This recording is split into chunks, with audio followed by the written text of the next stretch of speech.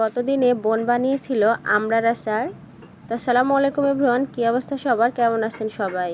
বেশ কিছু আমড়া ছিল যেগুলো পড়ে পড়ে নষ্ট হচ্ছিল। তো বোন বললো এগুলো দিয়ে কিছু আমড়ার আচার বানাই। প্রথমে সে আমড়াগুলোকে খুব ভালোভাবে কেটে নিল। তা কাটা হয়ে গেলে আমড়াগুলোকে সিদ্ধ করতে দেওয়ার জন্য সেখানে কিছু লবণ আর হলুদের গুঁড়া দিল। তারপর বেশ কিছুক্ষণ জাল দেওয়ার পরে আমড়াগুলো যখন পুরোপুরি সিদ্ধ হলো, এই দিকে কিছু পরিমাণে চিনি আর কিছু কুচনো মশলা রেডি করে নিল। আর এইদিকে কিছু ভাজা মশলাও তৈরি করে নিল।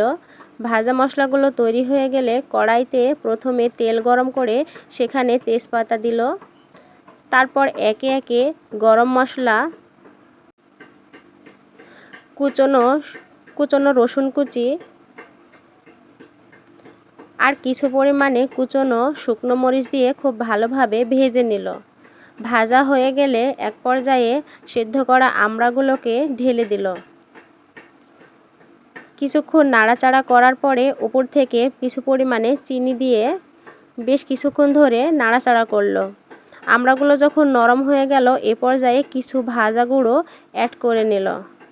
পরে লবণ কম হয়েছিল বলে লবণটা অ্যাড করা হয়েছিল। দেন তারপরে রেডি আমাদের আমড়ার আচার।